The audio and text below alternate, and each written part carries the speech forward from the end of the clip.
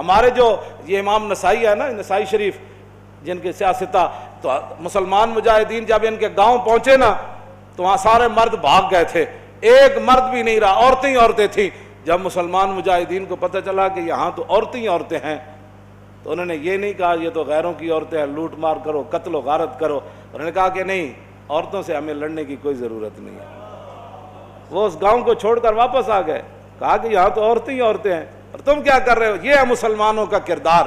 اور جب حاتم طائی کی بیٹی ننگے سر حضور کے سامنے آئی تو پھر رسول اللہ نے ان سے قید ہو کر آئی اور فرمایا کیا چاہتی ہو؟ کہا جی میں نے آپ یہاں نہیں رہنا، مجھے میرے بھائی عدی بن حاتم شام دوڑ گیا ہے، آپ مجھے سواری دیں اور راستے کا خرچہ دیں، زیادہ راہ دیں تو مجھے آپ آزاد کر دیں۔ حضور نے فرمایا یہ بھائی ان کو سواری بھی دے دو، ان کو کپڑے بھی دے دو، ان کو زیادہ راہ بھی دے دو اور ان کو بحفاظت شام روانہ کر دو۔ جب وہ شام پہنچی نا، عدی بن حاتم، حاتم طائی کے بیٹا، ان کا بھائی نے کہا تھا میں نے حضور کا کلمہ نہیں پڑھنا، جو مرضی ہو جائے۔ جب وہ بہن بھائی کے پاس پہنچی تو پہنچنے کے بعد اس نے پوچھا تو کہاں سے آ رہی ہے؟ انہوں نے کہا میں تو رسول اللہ کے دربار سے آ رہی ہوں۔ انہوں نے کہا پھر کیا ہوا؟ انہوں نے کہا میں تو قید ہو گئی تھی۔ انہوں نے کہا پھر تجھے قتل نہیں؟ انہوں نے کہا قتل کی بات کرتا ہے تو قتل کی بات ہے؟ انہوں نے کہا تو نے کیسا ان کو پایا؟ انہوں نے کہا بھائی جان ایتھے سمجھ آنے والی گل نہیں۔ انہوں نے کہا میں تے نہیں مننا۔ انہوں نے کہا جلا ہویا ایک بار جا تے صحیح، تو ویکھ تے صحیح، تو آیا نہ درتے کیوں بد نصیبہ، ہزاروں رنگاں وچ رنگیں دے محمد۔ بہن دے کہن ہوتے عدی بن حاتم کہنے میں تو تیز سواری رکھی ہوئی سی، میں تو نس آیا، میں حضور دا کلمہ نہیں پڑھنا۔ بہن کہنے لگی ایک باری جا تے صحیح، اے دسن والی گل کوئی نہیں، ایک باری تو جا کے چہرہ انور ویکھ تے صحیح، خلق عظیم ویکھ تے صحیح، انہاں دی اخلاق تے عادات ویکھ تے صحیح جلیا۔ وہ کہندے میں اتھوں نسدا آیا، نسدیاں پھر میں جدو آیا تو مینوں پتہ چلیا حضور مسجد نبوی شریف وچ تشریف فرماون۔ کہندے میں جدو جا کے حاضر ہویا تو حضور اٹھ کھڑے ہوئے میرے واسطے۔ انہاں مولویاں پیراں خود اخلاق کے وجہ پیش کیتے، میں تو انہوں سچی گل کر رہا۔ ارے نہ چونکہ خود نہیں اس راستے تے چلنا سی تے چونکہ ایسے تھے تو پھر چونکہ ایسے تھا تو پھر کیوں جی؟ اور جڑی عورت رو رہی سی اپنے عزیز دی قبر ہوتے، حضور قریب تو گزرے تو فرمایا اسبری، انہوں نہیں سی پتہ رسول اللہ فرما رہے ہیں، انہیں سر رکھے ہوا۔ غم چیز ہی ایسی ہوندی، اسی واسطے حضور نے فرمایا میرا امتی پناہ منگے، غم بندے نو تباہ کر کے رکھ دیندا۔ انہیں کہا مینوں کہنے والے اسبری، جے تینوں یہ مصیبت پہنچی ہوندی تو تم مینوں نہ کہندا ہے گا۔ میرے آقا نے یہ سنی گل تو حضور چل پے، اس عورت نے کوئی گل نہیں فرمائی۔ اس سے یہ بھی پتہ چلتا ہے کہ جب آدمی اگلا اس حالت میں ہو تو اس کو تبلیغ نہیں کرنی چاہیے، بس جو بات کر دی وہ کر دی، بات ختم ہو گئی۔ زبردستی کسی نے ڈھا کے منانا ہے، لبیک دا نعرہ جنہوں سمجھ نہیں آیا ہوں تسی انہوں ڈھا کے کی منانا ہے؟ اور میں نے یہ دسو جیڑا اے نہیں کہندا حضور میں بھی لبیک کا اتنا ہی مانا ہے، حضور میں بھی حاضر، میرے بچے بھی حاضر، میرا مال بھی حاضر، میری عزت بھی حاضر اور میرے ماں باپ بھی آپ کے لیے حاضر۔ اس سے زیادہ لبیک کا کوئی معنی نہیں ہے، اور تاجدار ختم نبوت کے نعرے کا اس سے زیادہ کوئی معنی نہیں کہ ساری دنیا طے و بالا ہو جائے لیکن حضور کی ختم نبوت پر پیرا ہر صورت میں ہوگا، بس اس سے زیادہ تاجدار ختم نبوت کا ہاں جی اس سے زیادہ لوگ ان کو سیاسی نعرہ بنائے پھرتے ہیں، پیڑا اور تے پھکیاں اور امت اس نعرے پر کھڑی ہو گئی، اور وہ نیچے اختلافات تھے امت ان کو بلا گئی، انہوں نے کہا بس بھائی لبیک۔ مسجد نبی شریف میں عرب بھی کہتے ہیں لبیک یا رسول، ہم عربی ہیں لیکن یہ نعرہ تو ہاں جی مصری بھی کہتے ہیں لبیک یا رسول۔ پورا عالم اسلام نہیں پوری دنیا کہہ رہی ہے اس وقت لبیک یا رسول اللہ، ہاں لبیک یا رسول اللہ۔ تو اس سے بڑا اللہ کا کیا کرم ہو سکتا ہے کہ امت اختلافات کو بھلا کر حضور کی غلامی کے لیے جمع ہو گئی۔ اور اقبال کہتا تھا میں کہتا تھا اقبال کی یہ خواب کب پورا ہوگا کہ اقبال کہتا تھا زان کے ملت را حیات از عشق اوست اور برگ و ساز کائنات از عشق اوست۔ اقبال کہتا تھا کہ ملت کی حیات، ملت کی ترقی، ملت کا عروج اور پوری دنیا پر اسلام کے غلبے کی ایک ہی وجہ ہے کہ امت حضور سے پیار کرے، حضور سے عشق کرے۔ تو میں کہتا یہ کیسے ہوگا، لیکن رب ہے جو چاہے کرے۔ یہ نہیں پتا تھا کہ ممتاز قادری نے جو تختہ دار پر لبیک کہا تھا اس نعرے کی برکت سے پوری امت ایسے کھڑی ہو جائے گی۔ ہاں جی بات اتنی ہے کہ او عورت نے حضور نال گل کی تھی کہ مجھے بہت مصیبت پہنچی ہے، اس کو تو پتہ نہیں تھا یہ رسول اللہ ہے، اور غم کتنی عجیب چیز ہے کہ وہ حضور کی آواز کو بھی نہ پہچان سکا۔ اللہم انی اعوذ بک من الغم والحزن، حضور کی اپنی دعائے مبارکہ ہے کہ میرا امتی کہے میں پناہ مانگتا ہوں غم اور حزن سے۔ ہاں جی، یہ بڑی ڈاڈی شے ہے۔ اب میں جو بات اگلی کرنے لگا ہوں، بعد میں جب صحابہ آئے تو انہوں نے کہا آپ کو پتہ ہے جنہوں نے آپ کہا تھا اصبری صبر کرو وہ کون تھے؟ کہا نہیں۔ انہوں نے کہا وہ تو خود رسول اللہ تھے۔ وہ میں نے حضور کو یہ جواب دیا ہے۔ وہ کہتی ہے میں پھر گئی جلدی جلدی حضور کے دربار پر، میں جو بات کرنے لگا ہوں وہ یہ ہے، وہ کہتی ہے جب میں حضور کے دروازے پر پہنچی تو میں نے کوئی وہاں چوکیدار نہیں پایا۔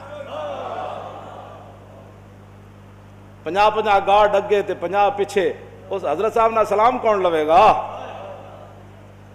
جتیاں پوان والے اور جبے پوان والے اور تے میک اپ کرنے والے اور۔ میں تو نہیں پڑھیا نہیں جو اس وقت حسنہ جلیا، اور اسی واسطے تو ایک باری جڑے حضرت عدی بن حاتم آئے نا تے جدو رسول اللہ نال ملاقات ہوئی حضور اٹھ کھڑے ہوئے تے عدی بن حاتم کہندے نے میرے دل نے گواہی دیتی ہے اللہ دے رسول۔ کیوں جی؟ فرماندے پھر حضور نے میرا ہاتھ پکڑیا تے حضور اپنے در اقدس کی طرف گھر دی طرف چل پے، کہندے راستے ایک بڈھی مائی مل گئی۔ عورتاں نوں ویسی گلاں نہیں مکدیاں تے مائی بھی ہوے تے پھر بڈھی بھی ہوے۔ کہندے انہوں نے اتنی لمبی گفتگو حضور نال کیتی تے حضور دے چہرہ انور تے بھی ناگواری دے آثار ظاہر نہیں ہوئے کہ میرے نال مہمان ہے تو بس بھی کر رہا۔ کہندے نے میں کھڑ کھڑ کے تھک گیا، لیکن رسول اللہ نے ایک بار بھی اس مائی نو نہیں فرمایا کہ مائی بس کر اور کام تھوڑے۔ کہندے انہوں نے اپنی پوری گفتگو مکمل کی تھی تو پھر حضور چلے نہ جدوں، کہندے دوسری باری میرے دل نے گواہی دیتی حضور اللہ دے رسول۔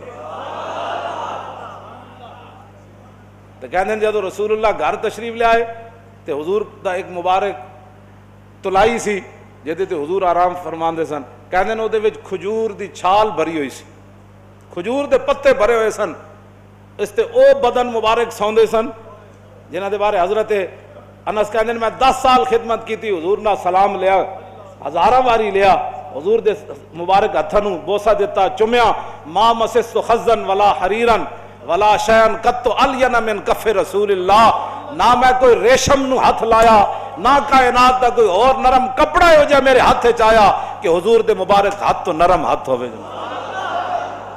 کیوں جی؟ حضور اس تلائی تے سوندے سن جے وچ روئی نہیں سی، کھجور دی چھال بھری ہوئی سی، نہ انہاں کدی چھال ہوتے سونے، نہ انہاں کدی بدر جانے، نہ انہاں کدی جناب تلوار پکڑ کے خندق وچ پہرے دینے۔ انہیں تو کہنا یہ لبیک والے کیا کر رہے ہیں؟ اسلام تو امن کا درس دیتا ہے۔ میں کہا دسو نا خندق وچ کتنے بندے آئے؟ کیوں جی؟ خندق وچ کتنے بندے آئے؟ یہ دسو نا قوم لوگاں نو، اذا جاءتکم جنود فارسلنا علیہم ریحا وجنودا لم تروا وکان اللہ بما تعملون بصیرا اذ جاءوکم من فوقکم ومن اسفل منکم وزاغت الابصار وبلغت القلوب الحناجر وتظنون باللہ الظنون هنالک ابتلی المؤمنون وزلزلوا زلزالا شدیدا واذ یقول المنافقون والذین فی قلوبہم ما وعدنا اللہ ورسولہ فی قلوب مرض ما وعدنا اللہ ورسول اللہ غرورا۔ یہ تو منافق کا کام ہوتا ہے جب مشکل وقت او جی دیکھا گریک ٹاؤن ہو گیا، اور میں کہا پھر کی ہویا؟ یہ تو منافق کا کام ہوتا ہے کہ جب مشکل حالات آئے تو کہ دیکھو جی جن کا دیکھو جی اللہ رسول ساڑھے نہ ہاتھ، میں ہاتھ کرنے دا معنی کر رہے ہیں، لفظی معنی تو نہیں نہ بنتا۔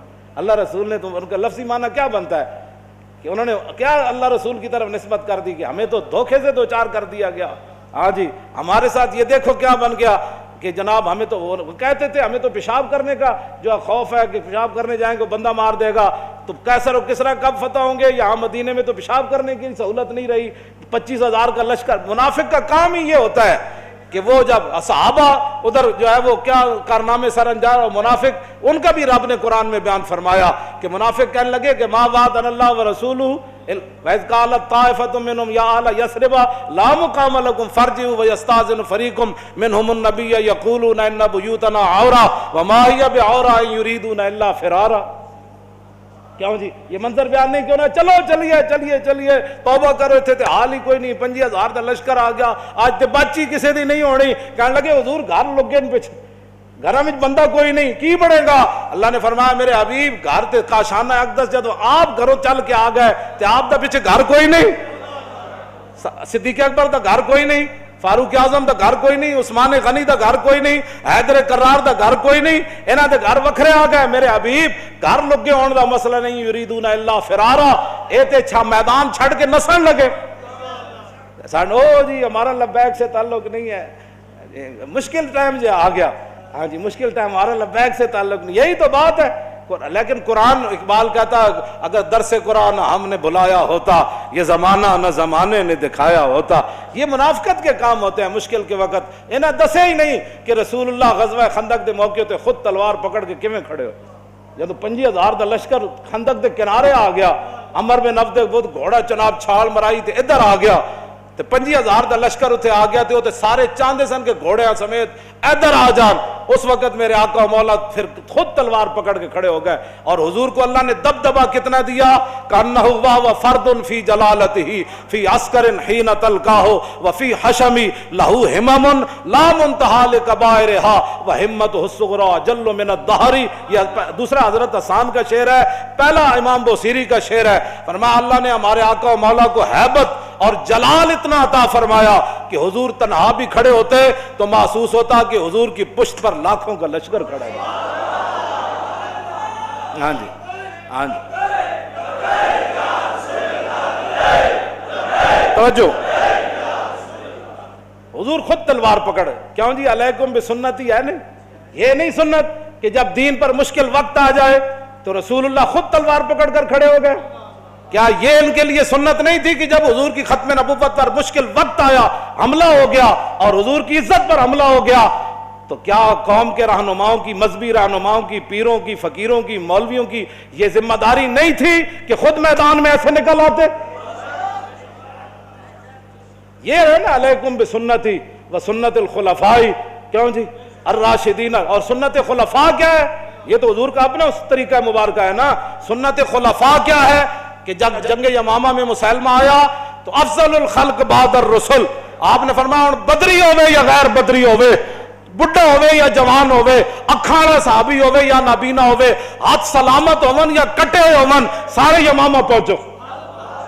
خلفاء دی بھی یہی سنت ہے. جدو ختم نبوت دا مسئلہ آیا تو پھر سیدنا صدیق اکبر خود بھی تلوار پکڑ کے چل پے, لشکر تے روانہ کیتے نا, ہاں جی خود بھی چلن لگے. حضرت مولا کائنات علی مرتضیٰ نے روکیا, فرمایا ابو بکر جو آپ کو کچھ